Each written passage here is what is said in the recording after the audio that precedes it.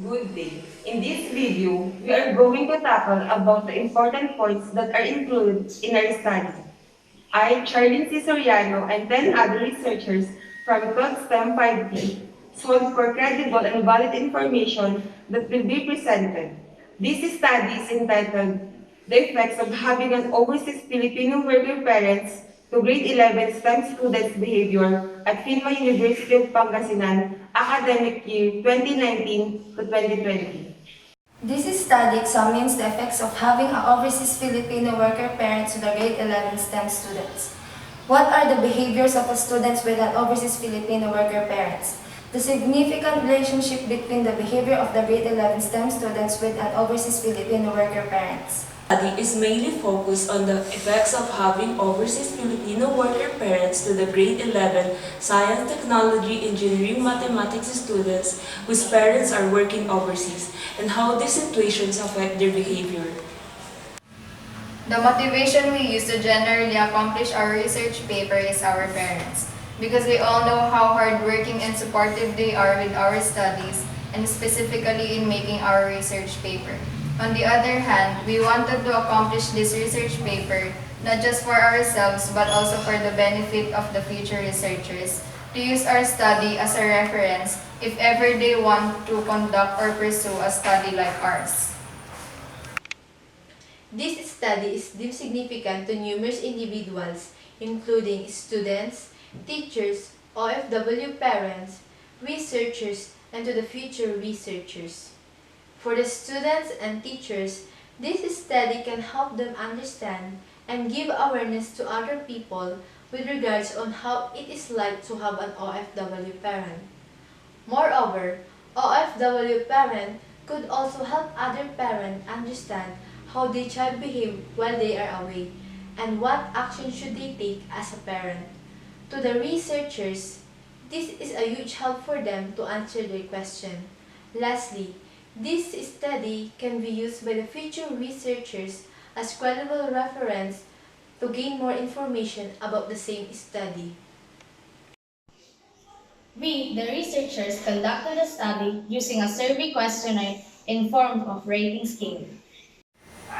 We use a non-random sampling technique to gather the data about the effects of having an overseas Filipino worker parent to the behavior of the grade 11 STEM students. At our study, the limited respondents are 50 students, but unexpected things happened. We only first gathered information from 19 students, so to solve the problem, we extended respondents to the whole strand of grade 11 STEM, and in that, we gathered the applicable number of respondents we needed.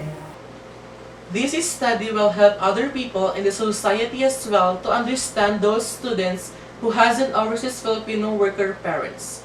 In this study will also serve as a reference for the future researchers who will be pursuing the same study.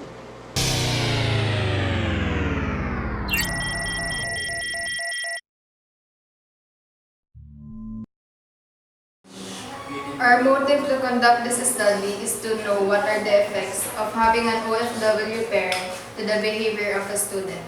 We wanted to know if having an OFW parent really does affect a student's way of thinking in doing such things in life. And another reason why we conducted this study is to know how we can take action regarding those students who get affected with having an OFW parent in building their relationship back towards other people and their parents. This study is focused mainly on the behaviors and impacts of having an overseas Filipino worker parents to the grade 11 STEM students of PHINMA-University of Pangasinan, and it's directly involved to those students who has a parents working abroad. We use non-random sampling technique in our study, that's why we had a hard time getting enough information and collecting data because there are only few respondents who are willing to answer our survey questionnaires.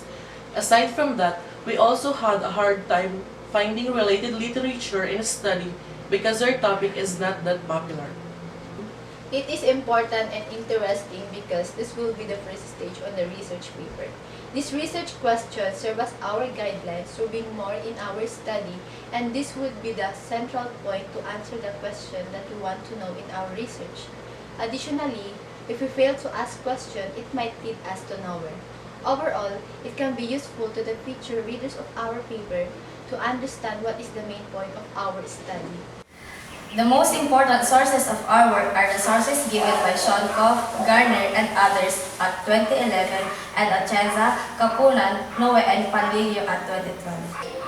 Our research method we use is survey questionnaire because it is the easiest and applicable way to gather information about the effects of having OFW parents to the behavior of grade 11 STEM students. This research, our respondents are grade 11 STEM students, and we have 50 respondents. The sampling method that we use is random sampling. The measurement instrument we use are average weight and mean, frequency count, and chi-square. Summary of findings. Starting with the profile of the respondents, out of 50 respondents, there are 26 females and 24 males. In terms of their age, most of the respondents are 16 years old. And there are 10 students where both of their parents are working abroad, but the majority of the parents that working abroad are fathers. The second question talks about commonly observed behaviors of the grade 11 STEM students whose parents are working abroad. We found out that students still care for their parents, even though they are far away from them. And lastly, based on the given statistics that provide sufficient evidences, the researchers accepted the alternative hypothesis.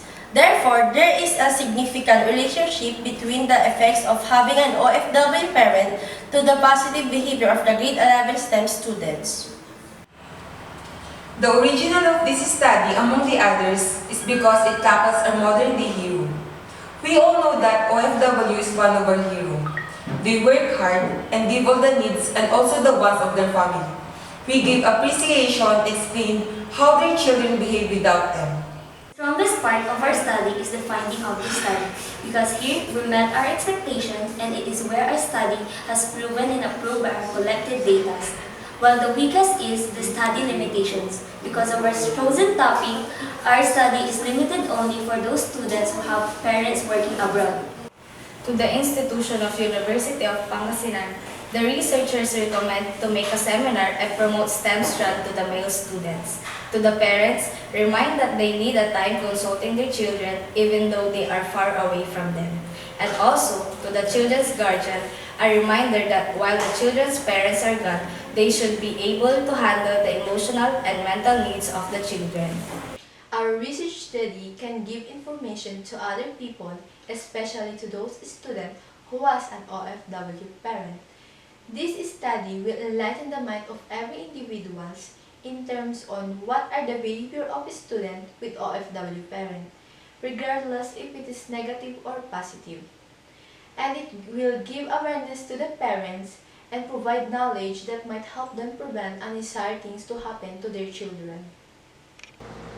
We would probably change the scope and the limitation of our study because we had a hard time collecting enough data considering that we only have limited amount of respondents. And also, we would change some of the questions because it only focuses on the positive behavior of the students. Do not just do the research study because it is required or mandatory. Do it because you are willing and interested in the topic.